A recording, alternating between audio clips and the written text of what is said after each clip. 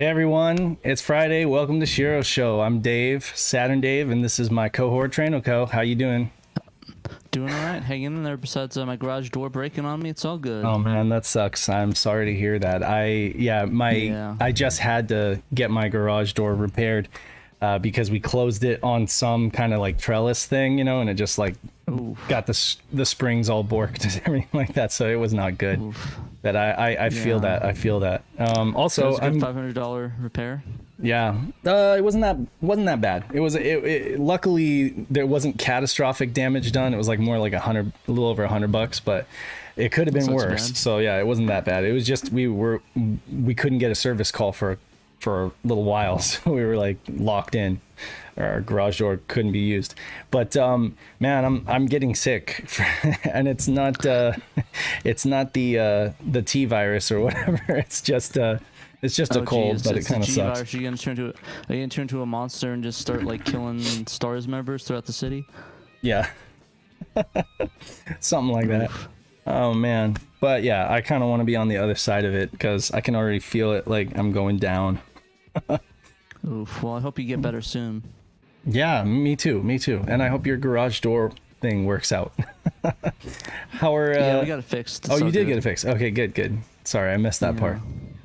Well, how's it's all everybody good. out there in the live stream doing and in the comments?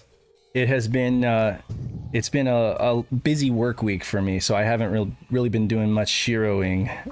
How about you? Yeah, I've been doing pretty good shiroing. I've been doing a couple articles, a couple non-Saturn articles, Nice. and doing other things and stuff. So it's all good. Nice. But yeah, I'm happy we're getting some more contributors to the site though. That's right. That's exciting stuff. Yeah, who do we have? Tell them about we it. got Virtua, we got Virtua Neptune, which we're going to cover one of his articles later on, and then of course we have well, actually, I don't think they released anything. It was Daniel. Daniel Right? Thomas McInnes, yeah, he does Yeah. like Ghibli blog, and he's done a lot of other writing. Yeah, I think he has written some articles up, but they just haven't gone published yet. We'll probably get a schedule going and figure out how we want to release his stuff. But good stuff, yeah. Yeah, for sure. But yeah, why don't we get into the news? Yeah, I'll go ahead and bring up the little window here. Hold on a second. There we There we go. go. That's cleaner. I always forget to hide the bookmarks so that it's more of a clean feed. Nice and clean. Nice and clean. Yeah, so we started out with an interview with XL2 on HellSlave. Yeah, that one's on that you headed up, right? Yeah, well, it's just I reached out to him a while back because we had done the Rainy Night Creations interview regarding like Noah and the Polluties, and I thought, okay, once I got that interview under my belt, I was like, I really need to go back and talk to XL2 because really he's kind of the guy who kind of kicked off 3D homebrew on the Saturn. Like he pretty much literally is the guy, if we're being honest, and even so much as he's lended his importer, for importing 3D models and stuff into the Saturn, and different tools that he's done, he's shared with the community and stuff like that. But he, to my knowledge and to my memory, was really the first one to get like an actual 3D engine up and running, and showing it off on YouTube. Before that, I just, I think there were the Saturn Game Basic. Are you familiar with Saturn Game Basic? No, the only one I'm familiar with is the Joe engine, which you mentioned a couple times in the article here. Yeah, That was actually used for that one game that what was the company that did the guys that do a bunch of Dreamcast releases? They did that. They worked on that one game for Saturn, but I never knew what happened with that. Oh yeah, you're talking about Josh Prod. You're talking about like Yeah. the what is it, Heart Pixel Heart or something like that. Josh Prod. Yeah. Yeah, I don't know what's happened to that either. I think that was actually more or less a Dreamcast game that they were trying to port to Saturn, but they probably ran into some difficulties, or maybe it's just a ways off. But I mean, back in and I'll try to be brief. I never am, but I'll try. Back in the day during Saturn's release, they actually put out a commercial licensed software, Saturn Game Basic. And the idea, this was, I guess you could say it would be similar to like the Net Eurose that PlayStation put out, so that people could basically code games or code projects for Saturn. It came with the software, and it came with an interface to hook up to like a Windows 95 or I guess it would have been a Windows 95 PC at that time. Yikes. And it was very basic. I mean, it didn't really take advantage of the full Saturn hardware. But, you know, people were able to do, you know, rudimentary 3D on it. And so, you know, back in, you had Rock and B in the 2007 Saturn coding contests that kind of showed off some of that stuff with Game Basic. You also had the Dazemon 2 guys who are, you know, making games using Dazemon 2's engine and building using that. That community is crazy. That community is really, it's crazy. And they have actually, people have spent a lot of time and made some pretty detailed shmups. At the end of the day, you are using those tools, those pre-existing tools. So, you know, you've got a number of flavors, but it's all basically Dazemon 2, you know, because you're limited to that tool set, right? Yeah, I mean, Dazemon definitely beat Super Mario Maker to the punch for sure. Exactly. And I mean, that could be an inspiration right there. It was definitely like many things that come out for Sega consoles, it was kind of ahead of its time. But I mean, you had all the music creation games around that same time, you know, and people making, you know, making their own albums or something. I know I did. I used was that MTV Music Generator or something for the PlayStation, and there's also Techno Motor on the Saturn. Anyway, I'm getting way away from what the point is here. Basically, did you mention RPG Maker? Yeah. Say what? No. MTV Music Maker? Oh, no, RPG Maker. No, RPG Maker. I never did use that, but I'm familiar with it. Yeah. Same kind of deal. You know, you've got all the resources are baked on the disk, and you know, there's limitless possibilities, but they're not really limitless because you're limited to what's on the disk, you know.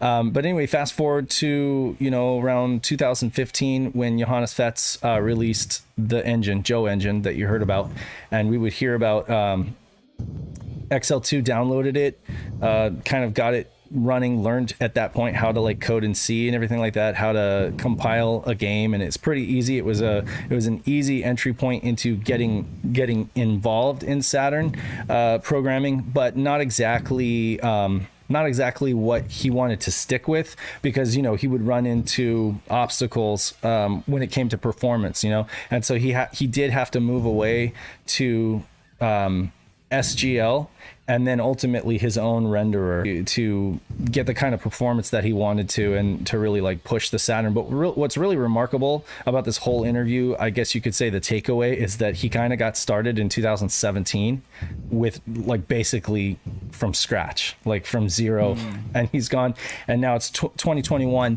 and he's, you know, literally leading the way in terms of like pushing the Saturn. Especially in terms of like textured polygons, because Noah and the Polluties, while it's a very impressive port, I think that, you know, it's only using part of the Saturn's hardware, and it's not using textured polygons, right? So it's not actually mapping any textures.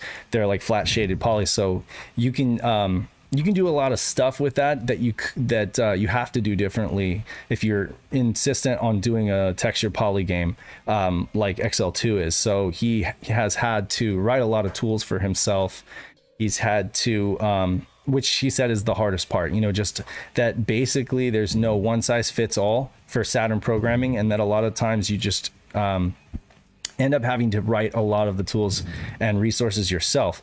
And one thing that he has noticed, and this also stuck with me, is that very many people in the community show up in the forums and make a lot of promises about they're going to do this game or that, you know, but they end up spending like 6 months just trying to like refine one piece of useless code and losing their motivation, versus like what he does, which is basically just you know, try to get things up and running as quickly as possible so that he can, you know, see the results on his TFE and then be further motivated to continue, you know. So Yeah, that's the best way to go about that, and it's something that's common even in writing that I do. Yeah. Is that I'll write something, and even if I don't 100% like it, I'll always go back to it because at least it's there. It's like, okay, now I can go back and revise it, even if it's not the thing I really wanted to say. Yeah, I completely agree. And I mean, I can say that I agree to that even with like the Saturn Dave artwork that I've done. I mean, a lot of times I've shared stuff that excites me. Like, I'm excited, I'm on a roll with this design, and then I look back on it and I'm like, I cannot believe that,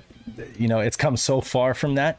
But just getting it out there and doing proof of concept, that's kind of how Sonic Z Dream started. You know, he got it up and running. It impressed folks in the Sonic Extreme community. They gave him tools and motivation to continue with it, and before you knew it, he had a really nice slick demo that got a lot of attention. And he also had a base to work from to basically build HellSlave on top of. You know, there was something I was actually confused about. Is that so they actually released the Sonic Extreme beta build, or is that all the Sonic Extreme stuff? That's all XL2. Because I was always confused on that. Because I have some Sonic Extreme builds, but it seems like it might have been yes. So he did get. So he said that Andrew75, the guy behind the Sonic Extreme recreation project, called ASXSX, which is the name of the project, took notice of his early demo, his early build of just a Sonic running around a 3D level that was very reminiscent of Sonic Extreme. And so he basically gave him a Jade Gully map to kind of import and tweak and stuff like that. And so it just kind of snowballed from there. So it is...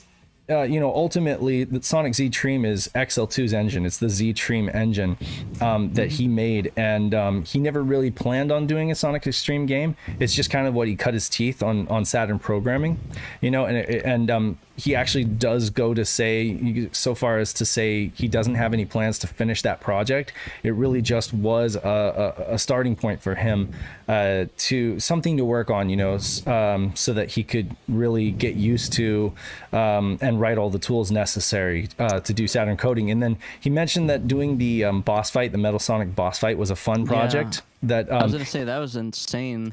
He literally just created that from scratch, right? Well, I think what helped that come together so fast is that with that, yes, first of all, he had all this experience, right? He knew how to, he knew much better how to get all this stuff up and rendered on the Saturn, but he did also have the community come to him with a bunch of resources, sprites and artwork and stuff like that and reference material that was able to help in getting that up so quickly. I don't think that he could have, I wouldn't say that he couldn't have done that by himself, but I don't think he could have gotten it up so quickly if he didn't have help from that enthusiast community. But he did, and it was awesome. Even as a tiny little demo that doesn't really go anywhere, you just get to, smash Metal Sonic over and over again and collect rings. It did an excellent job of recreating almost one-to-one the original demo from those videos that we've seen. Yeah, it's pretty insane that he was able to do that. It is. I mean, this blows my mind. I was talking to John Linneman actually in DM chat, and he was saying, name dropping now, eh? I am name dropping. Well, only because we were talking about this. We were talking about this article that I'm writing. We were talking about the fact that he said, I would really love to program for the Saturn, but I just don't have a lot of time, and I don't, I wouldn't know where to start. Or he was saying that he had like a tiny little bit of experience programming and stuff like that, but just don't know where to start with the Saturn. And the thing that was just amazing to me is just how quickly, I mean, if you consider like 4 years is nothing, to go from like not really, downloading this Joe engine to like now having, working with your own renderer, it's just crazy, so it can be done, but it does come down to time, which is what he does say, is that with anything that's a hobby, you're not getting paid for it, so your time is limited, and that sucks. I'm sure that he wishes that he says some things take him a lot longer to complete when he could probably do them in a day if he just had time to devote to it. But that's what happens. Like with us, we're just busy people. yeah, absolutely. I can relate. Not that I'm a game creator or anything like that, but I can relate from a creative standpoint. Anyway, You create boxes for games. not even that much anymore. Not even that anymore. I mean, right now I'm really focused on SHIRO and stuff like that, and even then I find that I'm overwhelmed sometimes just with the trying to balance the family and the work life and the SHIRO stuff. But you know, we do the best we can. I guess what's going to really set his game apart, though, is going to be the 4-player split screen and split screen co-op. So he's going for split screen co-op, but also hopefully a deathmatch and possibly online support. But that will probably be down the road because the way he's working on things is just adding features and adding and getting to the point where they're stable. So he hasn't really started fleshing out the game from a story aspect, but who knows? More people that the more people that get interested in this project, the more people that maybe come volunteer help, you know, in terms of art assets or in terms of story and stuff like that. Maybe, you know, yeah, he hasn't said that he's open to, you know, people contributing to the game, but who knows? Hit him up. You know, if you're an artist and you have time to like work on art and contribute, maybe that would be something that he'd be interested in, and that might help the game take shape as far as like a, you know, cohesive gaming experience. But for now, it's a really awesome tech demo. It's probably the best FPS that I've seen on Saturn, to be honest. Yeah, actually, it made me fall in love with FPS because I hate console FPS games. Is that just because of the controls? Yeah, the controls are just awful, and they're some of them are actually ham-fisted. just like downgrades. Yeah, like I mean, when you're going from like a massive PC to like laggy game, like Doom, you can play it perfectly on anything, but Saturn, even like on Saturn or the 3DO, it runs like just garbage. Yeah, you are not kidding. It was the Jaguar, I can't remember. Let me know if people in the comments say that there's any latency or weird stuff going on with the stream, because it does say we have some drop frames, and I'm not sure that there's much I can do about that. But yeah, we'll figure anyway, it out. as for gameplay, you know, he has everything needed for a Power Slave type game, but he says that he might just go with linear progression, just because that's going to make for a more smooth experience without, you know, relying on any kind of tedious backtracking. And yeah, you know, making further improvements to the game. You know, again, talking about the no one size fits all for Saturn. So if you were to start writing a game today, you'd probably have to write the necessary tools yourself. And you know, Walfredo spoke to that as well. Rainy Night Creation said that's pretty much the case with Saturn stuff. You got to write your own tools to you know, accommodate the kind of game that you're making. You know, hopefully that's going to change, you know, as the community grows and maybe open source resources. I know like Pona has written the Pone sound or Pona sound or whatever driver for sound, and there's a couple other drivers being written and stuff like that, and you've got the y'all open source engine, so could or sorry, not engine, but like graphics library, the y'all library.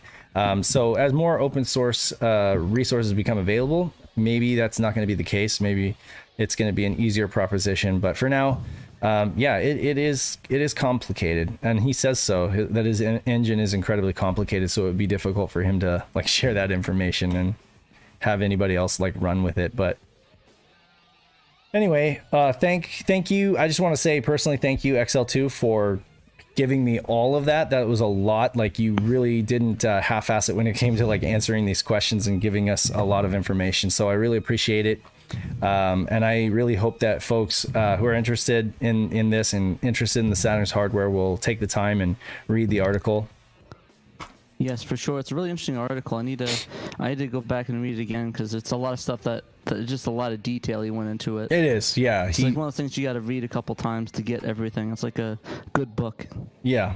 And I mean, I've read it a couple times, not from a like I'm reading my own article standpoint, but yeah, just to glean, just to be able to absorb all the information that he put in there, because he really did go all out and do a good job answering my questions. So I really appreciate that. For real. Moving on, I'm gonna let you take this one. This is Castlevania Resurrection. I don't even know where to begin with this one. This one has been, saying it's been a roller coaster would be the most understatement of the year. My goodness, yeah, like, you're not kidding. It is crazy. But for those of you that don't know, we've done this. I think did we do 1 or 2 shows about this? It seems like we've done. Yeah, we've at least mentioned it in for 2 weeks now. It's almost been. Yeah, this is week 3. But essentially, if you don't know, some guy put Castlevania Resurrection, a unreleased Dreamcast game, on eBay. It went up to like 20 grand when he posted, "Oh hey, I'm gonna dump it, so don't worry." And then it went off of eBay and was gone for like I think a week or two. And then just this week, like at midnight on Monday, Sega Dreamcast Info dropped the playable demo for it, a GDI and a CDI, on the archive.org website. And load up on my Dreamcast, and lo and behold, it booted up, and I was playing a really, really bad 3D Castlevania game. I told you. I said, "Oh my god, I bet this is." I said when we were talking about it before, I was like, I bet that this was being developed almost simultaneously with the N64 version, and that sucked too. Although the N64 version was better than this, if I'm being honest. Yeah, I mean, you could actually play it. To be completely fair, that one is playable. I mean, debatably playable, but I mean, at least that one's. It functions. It goes from beginning to end versus this one where it's like you'll soft lock in the floor, or you'll just lock up for no reason, or you'll crash the system, or you'll just have no idea what to do, and then you realize, oh yeah, none of the levels are linked, so I just have to like press start and load a different level. You're like, I'm going nowhere here. Oh man. Yeah. So it was interesting for sure, and it went up at midnight on Monday, and I just breathed. I was in my bed actually. I was about to go to bed. Oh man. I looked at the news. I breathed a sigh. I got up out of bed, turned my computer on, downloaded it, captured the footage, wrote up the article, and went to bed like it at 1:30 in the morning. Kudos to you on that, because you got it up first, and it pays to be first, because that video has gone viral. Well, in terms of retro gaming community. Yeah, last time I checked, there's about 10K views or something crazy. That was my Dreamcast. Yeah, I don't know what just happened. Oh, yeah, that was about 10K views. It got a lot of comments. It was featured on Nintendo Life, and Pat the NES Punk actually used the video in his he does the video podcast, and there's like a little clip.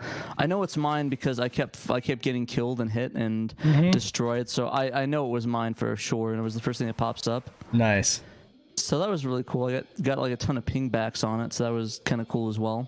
Yeah. But anything else you want to say about it? I mean, keep going. I think we're gonna stream it a little bit just so that folks can see how broke it is. But see the awfulness. The awfulness. But no, it was good. Captured screenshots. Crashed a lot, as you can see. Like a lot of glitches if you go down there on the list. Me going through the lava. Yeah, I saw that. But it was really, really weird. I don't understand what. I understand why it was in the state it was, but I don't understand why it was canceled. I'm guessing just the Dreamcast, and maybe they thought, oh well, the N64 ones did bad, and this one's just as bad, so we're gonna cancel it. But one thing that I have a theory on is that there's a counter in the top left corner that keeps going down. Yeah. I think that wasn't meant for gameplay. It was meant for like E3 demo stuff. So like sometimes at E3 they have timed demos. So you can just, like when I played Resident Evil 2, they have the same thing, but it just counts down, and then it resets to 0, and that's probably when okay, you're done, kid, go put this other guy on there. No, I mean, we're not looking a gift horse in the mouth here, saying that it's bad. That just because it's bad doesn't mean we want to stop seeing these kind of things. It is history, and we're glad to have been able to play it. But I mean, it's what we expected. I don't think anybody expected it to be great because it got canceled, right? Yeah. Don't get me wrong. I really loved it. I loved it for the fact that it came out and it was cool to play it and experience what could have been. But I mean, objectively, it's not that great. But I mean, to be fair, it's also an alpha build, so exactly. So I mean, apparently this wasn't even really publicly shown at E3. It was like shown behind closed doors at E3. So I mean, that tells you that they were like, if they had an opportunity to show this off and build, promo, build hype for it, I'm sure they would have. But they probably decided, this is not even something that we feel comfortable showing off at E3. It's just people will get a bad taste in their mouth, is what I'm thinking, But anyway. Yeah, our contributor Virtua Neptune actually did an article about his experience playing the game. Yeah, he did, and he went into detail too. It was really good. Yeah, he got a lot farther than I did because he had a lot of he ran into a lot of the Medusa. I didn't hit the Medusa for some reason. I don't know why I missed that. Yeah, Castlevania Resurrection, irony kills. I guess the irony being that we all this drama, all this back and forth, we get it, and it It's ironically kind of falls flat. Falls flat a bit. But yeah, he had some really good screenshots, good experience on it. I would recommend checking out that article in depth. I'm not gonna go note for note through there for on the show, but like I said, check it out. It's a really cool read. It really gives his perspective. Like, it feels like you're there with him playing it, which is what I really like about the article. It's like you're sitting next to him and you're like looking at him play, except on the internet and in text. Exactly. And if you have no plans of actually downloading and playing it, or if you just can't right now because you don't have the discs or ODE or whatever, check this out, because he fills you in on each level: the courtyard, the stairs, even the hall, corridor, which you can't play on actual hardware. Right. Is that was just an emulator thing? Yeah, because it requires the Saturn dev RAM space. Oh, okay. And because that's not on a Dreamcast, it fails to load. So Corridor does not load on. I'm hoping they fix that eventually. I mean, it'll be the most underwhelming fix of all time. Sure. Yeah, so you can see them. It's crazy what we do just for we were so excited to get all of those prototype builds. It turns out they're like really terrible. But you still want them, right? You still want that Magic Knight, that terrible. It's fascinating. It is fascinating. Yeah, it is. And I mean, I'm a big fan of it's like I don't know if you do this, but listening to like the outtakes and the demo stuff for like the bands like the Rolling Stones and the Beatles. Oh, absolutely. Yeah. Like I must listen to the Beatles anthology 1 through 3 like at least 5 times a year. Absolutely. Just because it's so cool hearing the beta songs, the demo and all versions. the posthumously released stuff for like Nirvana, Exactly. Penny T. Royal, and just there's so much good stuff. Yeah, I am very much into that stuff too. It's like it's 104, so we probably scoot on, and I'm gonna have you cover this one too, because I know you're a big shmup guy, and you wrote this, did you not? Yes, you did. I'm a big fan of cotton. I wear only cotton clothing. I'm all about that cotton life. But anyways, really hot off the reboot of the cotton reboot, which happened around February. They released a 30-year. They're going to release a 30-year celebration about cotton. No, sorry, they are celebrating 30 years of cotton along with that by releasing this collection. It's called the Cotton Guardian Force Saturn Tribute bundle. So it's Cotton 2, Cotton Boomerang, and weirdly enough, Guardian Force. I think Success did a Guardian Force, right? I imagine they have to be if it's on here. Okay. Yeah, that did strike me as weird at first. I was just like, okay, but I get it. I'm guessing maybe that's like a, hey, why don't we just have a whole Saturn collection? But it's cool. They're dropping this in October of, I think it was October 21st, I think. But it's somewhere in October. But basically they're going to So in October it's September 30th. They're dropping this bundle and a regular and special edition with the cool posters, a CD, some music CDs, and some cool packaging with that. So yeah, it's really cool. One of the things that people were intrigued of is that they're thinking, oh, I guess they're guessing it's based off the Saturn architecture, the Saturn versions. But I mean, if you think about it, all 3 of them are on the STV board, which essentially was a Saturn system. Yeah. So essentially, I mean, it's going to be arcade perfect. Yeah. Well, I mean, if they implement it right, it'll be arcade perfect. Right. And they'll have the bonuses on the Saturn versions as well. Yeah. Which I think is kind of cool to include with that. Definitely. And I actually never played Guardian Force, so I'm going to have to try that out once that drops. So will you be getting this on Switch or PS4? I already pre-ordered for Switch because I have the Cotton Reboot Edition on Switch. Let me go get that real quick out of the box over here. Yeah, I like the look of the Switch. There we go. The Cotton box anyway. Nice There you go. Cool little box thing. Cool. This little nice collector's edition. Wow, you went all out. You got the collector's edition. Nice. It's a cool little box. Oh, it's green screened it out. Oh wow. Well, no worries. That's kind of funny, actually. Yeah, no worries. I think we got the idea. But yeah, The idea that it's that I gonna have key it on out Switch. anything green or slightly blue. It's gonna key it out. Yeah, but yeah, it's really cool. I pre-ordered the Switch special edition of that, so that should be coming sometime. Maybe I think it said October like 2nd for me. Yeah. Because of course the shipping overseas. But if you want to pre-order it, you can get the regular and special edition for Switch and PS4 on Amazon Japan, and they do ship to America. So you can get them through there, and they ship pretty fast. Like it's probably the fastest that service you can get it from in Japan.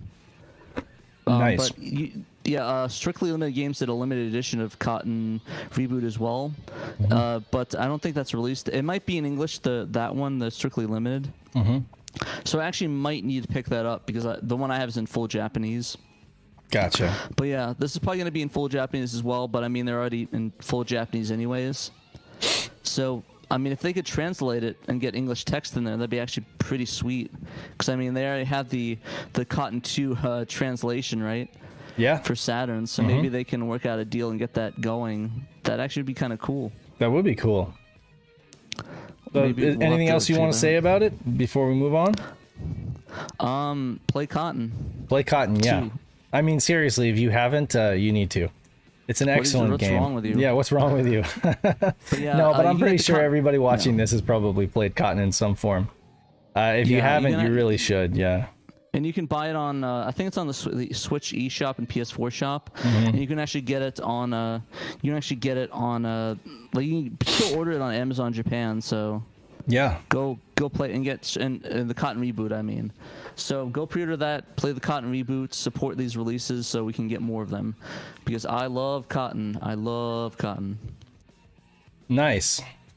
Next up is our contributor article. So Virtua Neptune wrote this article. Do we have him in chat?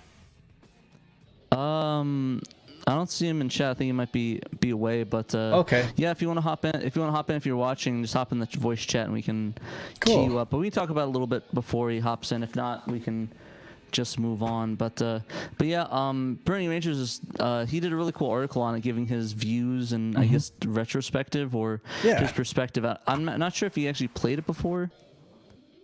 No, I got the impression that he's played it before and that he highly recommends it as like. I mean, it's funny. He starts out by saying if you can find it below 200, and I was like, I don't even think I'd be hard pressed to find it for below 300, right? Or am I like what 400? Yeah. So I don't even think you're gonna. I mean, if you find it for 200, yes, he's right. I mean, you should just like drop everything and buy it. But even if you buy it for if you find a box copy for 300 these days is like crazy. I've seen disc only go 200, or people try to ask 200 for disc only on this game. So it's just gotten so out of hand. And that just speaks to how gone the Saturn market is, because like when we started this podcast, you could have gotten a copy for $200, but then things just got well out of hand. And it's tough too with this game because you might be tempted to just get the Japanese version, but all of that in-ear navigation stuff is going to be in Japanese, and this game does rely heavily on kind of like your in-ear monitor to tell you to go straight or go turn left or press this button and stuff like that. So that's one of the hard things about this game. It's not it's still fun, you can jump around, put out fires and stuff like that, but as far as like navigating and getting lost, which can happen even on the English version of this game, it gets a little weird. What are your opinions on this game, Pat? I actually remember hearing the theme song years and years ago, and I think we actually didn't we use the theme for our first episode of SHIRO and this show actually? We might have. Well, we were using the special theme from Sonic. I believe we were using the special theme from Sonic 3D Blast, the special mode, or the extra, the bonus mode, I guess you could say. I don't remember using this music, but we've definitely used this music in the cast before. And I think I did like a little mashup picture show, a slideshow for the junkyard, and I used this music, for that. So that might be what you're thinking of. Yeah. But yeah, the music is great. Neptune's in the chat. Oh, good. Yeah, unmute him. Let him talk about this. Oh, he's unmuted. Oh, yes. Okay, good. Well, if you want... Are you there? Are you having mic issues? You might be. All right, yeah. Just go to the settings. You're still struggling. We can talk about it a little bit more. All I can say is, it is a Sonic Team game, and it is like a legit, true to form Sonic Team game. It tries to do a lot. It is just dripping with a lot of that charm and a lot of that character of Sonic Team. Those mid-90s Sonic Team games like Nights into Dreams. I do find that that is very reminiscent of that. It has a lot of nods to. It has a lot of nods to other Sonic Team stuff, Sonic in general, and then also like I believe when they went on to create Sonic Adventure, you'd have the Orca from this game, show up, and you'd have other little nods to this game in Sonic Adventure. But yeah, I really Phantasy Star Online as well, right? Exactly. Yeah, I think at this point they were just kind of tired of making Sonic games, really, and they were just trying to do new stuff because Yuji Naka was like, he had enough experience coding for Saturn under his belt, and he was like, let's figure out some new cool things that we can do. And this game definitely did some weird stuff with transparency and the way that the Saturn renders 3D to the frame buffer. XL2 actually mentioned that in order to get certain things working, he had to resort to some of the transparencies and lens flare effects and stuff that he does. He had to resort to rendering the way that Burning Rangers does in order to get that stuff working, because there are some just limitations when it comes to Saturn's hardware. Everything basically using that same bus, he was able to get around it by using some of the same development techniques. And I can say that the game tends to be frustrating sometimes. The camera, it used the 3D control pad, which is great. I really don't recommend playing this game without the 3D control pad.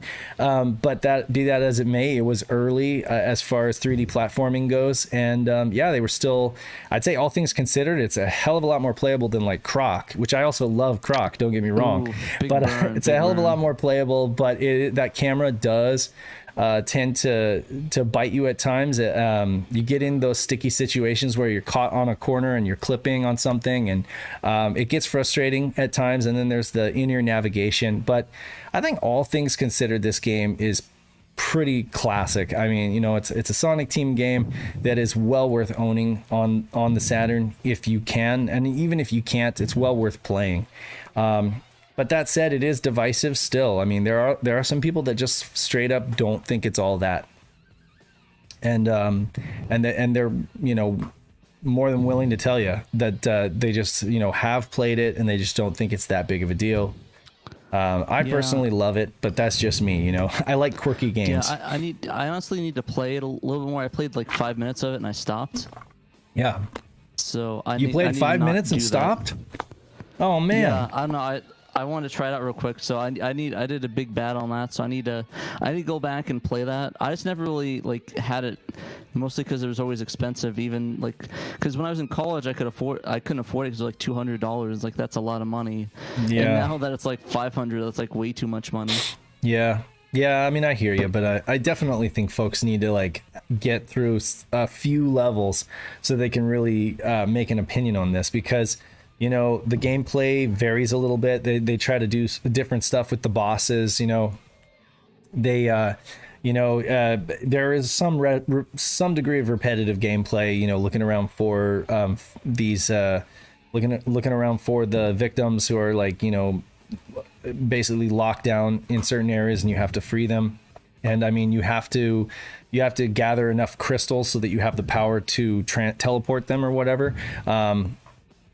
But you're also constantly running down the timer, and the flames are just getting hotter and hotter, and you're having explosions everywhere and stuff like that. And it can definitely be a game that puts you on the edge of your seat in terms of that. And I understand how it gets frustrating at times, but definitely I think that the title here is apt. It's spontaneous fun bustion, and I think you should go give it a try. Definitely. Can you guys hear me? Oh yeah, there you go. Yeah, is this Jeff? Can you hear me? Hi. Yeah, How's it hey. going? Oh, hi. Hi. My name is Virtua Neptune. I guess you can call me Jeff. What's going on? How's it going? Oh, You want to tell us a little bit about Yeah, your you go ahead and tell us about your thoughts on Burning Rangers, because we've already pretty much covered ours. Okay, well, I mean, I love Burning Rangers. It was a late title for me whenever I got the Saturn back in 1996. It hadn't come out yet.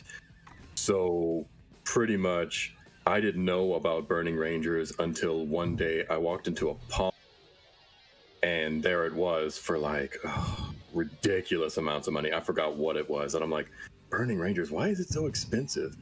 And then I looked it up and I'm like, oh, okay. I'm like burning a hole through your pockets. No kidding. God, that was ridiculous. So then I actually heard all of the good stuff about it. And from there, I just went, okay, how can I get this? And so I got it as a reproduction for like $20. And yeah, from there, I just started playing it. And I have gotten far into the game, but I've never actually beaten it. It's tough. It gets ridiculous. Like that platforming, Yes. one false move in that last level and you are dead. Like, Isn't it like Satan? It's like basically Satan. Satan, yeah. Yeah, Satan's- and those platforms are so tiny. Oh my god, it is Yes. frustrating. It is kind of like you got to hate yourself to to persist with that. But I know Simon, right from the Junkyard, was saying he had this similar experience, and I think he finished it finally. Did he? But it was a head banging. It was like wow. head banging against the wall kind of experience. Yeah, I know. And I just like a lot of people like that nail biting difficulty in their games. I'm just like, you know what? Maybe I should just start from the beginning. And like sometimes if I start from the beginning again and I play through it one more time, then then I can actually beat the game. And I actually tried that this time around. It didn't work. It's still hard. I think some degree of that is just the infancy of 3D platforming. You know, I don't know how hard they really wanted to make it. I think that at the end of the day, that plays in just the difficulty of getting that camera and making precise platforming jumps was just so much harder, and they've really worked it out since then. But yeah, it was early days. Yeah, they have. Yeah, it really was early days. I mean, they probably wanted to do. That's probably one of the reasons why they went the direction they did with Knights. Because they were like, you saw how Sonic handled, right? With the little extra character in the Knight's engine. And you're like, okay, let's just make it flying, because then it's like so much more loose as far as an interpret. Like if you fly through a ring, you've got a lot of play, like to get through that ring. It's much more forgiving, but yeah. But I do like it. And it's a lot harder on the system to make Knights flying. Yeah, like they had to actually pull the whole system and then pull it back and to just keep pushing it until it was just that right size. It was hard on the system. Saturn was one of those early 32 bits, and Knights was so open ended. It was ridiculous. Oh yeah. And when you get a bunch of meat, go ahead, Pat. I was going to say that for the Burning Ranger, I just thought about this, that it was really their Sonic team's first forte in actual voice acting, like stuff that's like predating Sonic Adventure. And I actually kind of like the voice acting a lot better in this game than I did Sonic Adventure. Yeah, me too. Actually, it actually played pretty well, especially whenever you hear the voice all throughout the game. Like, are you talking about Burning? You're talking about Burning Rangers. Right? Yes. Yeah, Burning Rangers. Yeah. Like you hear the voice all throughout the game, and you would think it would get annoying. No. But like you just press a button, and it's like, okay, go up. It's like, okay. It's soothing. Unlike what is it? Unlike Bulk Slash. Sorry to say, which is like it does get grating after a little while. As much as I love Bulk Slash. The voice navigation does get kind of grating to a certain degree, and I don't find that that's the case with Burning Rangers. But one thing I will say, Pat mentioned this kind of like vibe that it has with PSO, and I definitely agree that that's there. Maybe it's a je ne sais quoi, maybe it's like a intangible, but you feel it. Like you feel it in the music, you feel it in the model designs and stuff like that. You feel that there's this common link between PSO and you got the email system. You know, tell us about the email system in Burning Rangers. Oh, the email system. The email. Yeah, that was I never really used the email system. You didn't get into all the extra stuff? Not really. Like I said, I am kind of a newcomer to this game for the most part. Okay. I've mostly just played the story mode. Right. But I mostly I've played a show, but I prefer Tillis.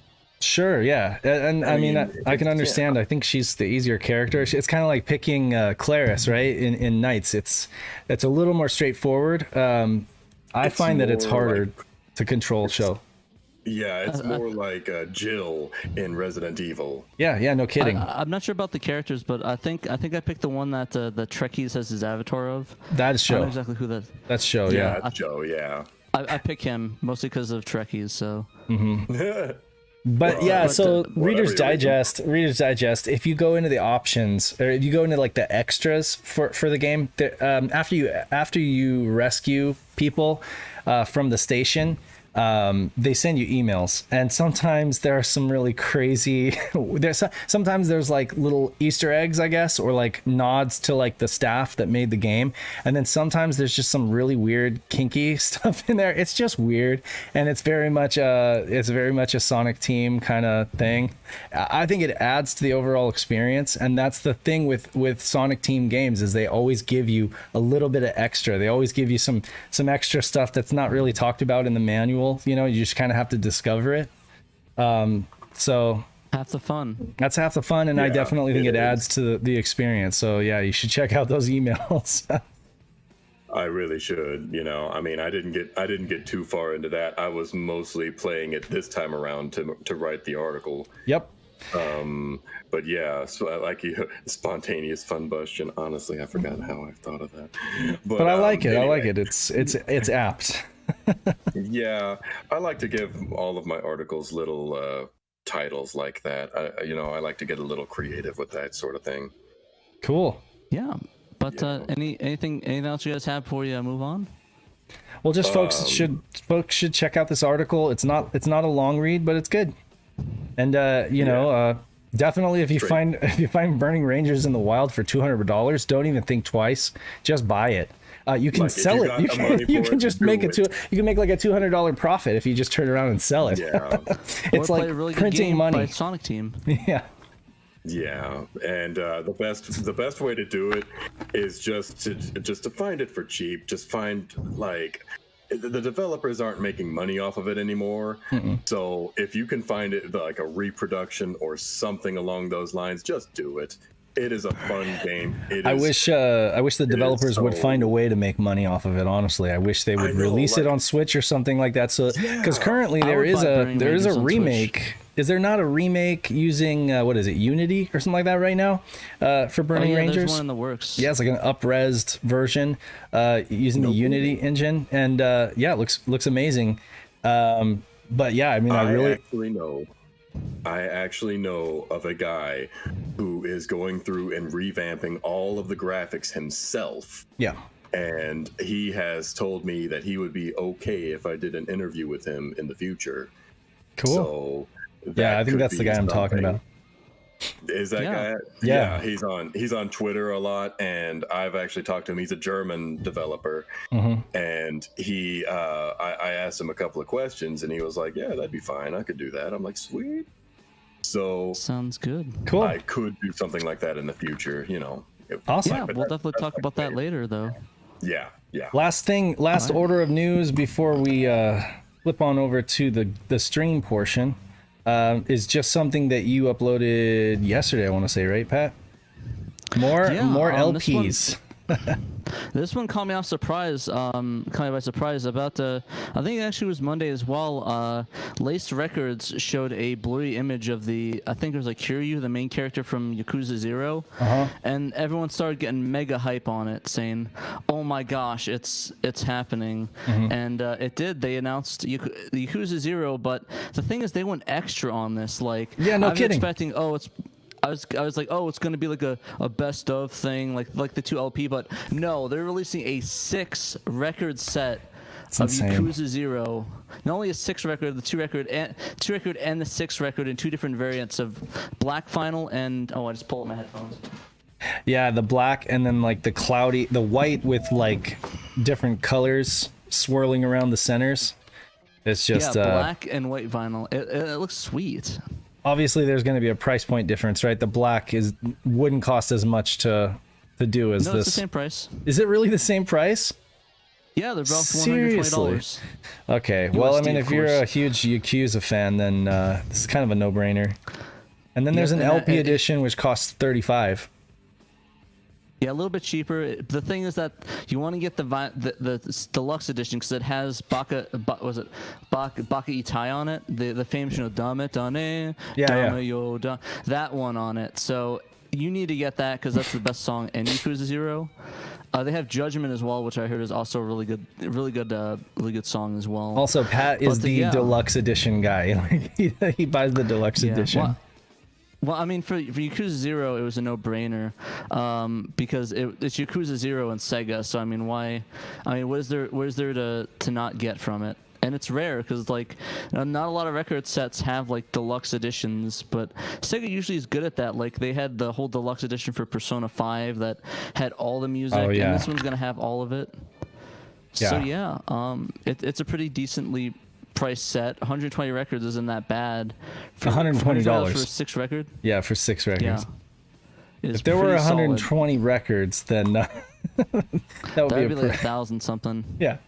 But no, this is great, and I mean, you know, would you say that Yakuza is like for folks who are like big Shenmue fans? It's almost like Yakuza is like the go-to. Yakuza is like a natural expansion of Shenmue. And would you say it's a spiritual sequel or a spiritual franchise? It's a spiritual successor for sure. Yeah. It does change up at least on the remake for 0, it changed up the combat a bunch. 7 had a massive departure where it's more like an RPG apparently, from what I've understood. Yeah. But yeah, no, it's an insane game series. It basically is. I'm gonna make people mad. It's basically a better Shenmue in my opinion. Yeah, that's a controversial opinion, but one that I've heard a lot. So I mean, you know, it's definitely one that you're probably gonna get some flack for saying that. But you know, I mean, to be honest with you, it's better than Shenmue 3, if I'm being honest, right? Like it's definitely more. I'm sorry, like guys, who like Shenmue 3. It's just more fleshed out and more like realized. Whereas it's just insane because it has all the bonus stuff on top of the crazy storyline. Yeah. But that's awesome. So more great vinyl. I mean, it seems like there's never any end to the great vinyl that's coming out, and Pat keeps adding to the old collection. Yeah, by Sega. They're going all in with the vinyl. Too bad you don't really get that stuff with Nintendo, you know? Yeah, Nintendo's like, nah, fam, we ain't doing that. I mean, seriously, if they released like a deluxe Mario set of vinyl, you know that would be just like epic. I mean, that would be selling like so well, but they just don't do that. That's not what they go in for. So the only closest thing we have for Nintendo that's official is a Splatoon 2 promo record for media, right? And then Mother 1 and 2, but that technically is Sony records, so they're able to skirt by that. Like, that's basically why it exists. Yeah, it wouldn't if it was just Nintendo. You know, it wouldn't. Yeah, but no, I'm super excited. I'm glad Sega is open to doing these crazy projects and cool sets.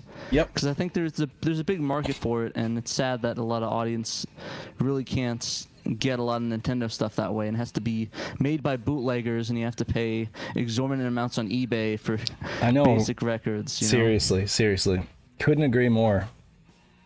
But yeah, no, we're just glad that Sega which is like our main our main interest, that they are interested in giving the fans what they want. So yeah. And if you need a recommendation for Yakuza, if you never played it before, do play Zero first, because I think that's a natural. yeah, And Zero or Kwame or you wouldn't just Yakuza go Kiwami, like which to is a the remake of one. OG on PS2. You wouldn't go back that far. I think they've done some changes to that makes that are a bit controversial, and they removed some things from the original games of those to make Yeah. it more Americanized. So I gotcha. I think if you want the best experience, I definitely think you should pick up Yakuza 0 or Yakuza Kiwami to try it out and see what you think about the series, because that's going to be the best of the best. I gotcha. And they're also on sale according to James Oliver. So if you, I mean, like $3 for like one game, I mean, why not? Yep. Take the risk. That's like half a sandwich. Cool.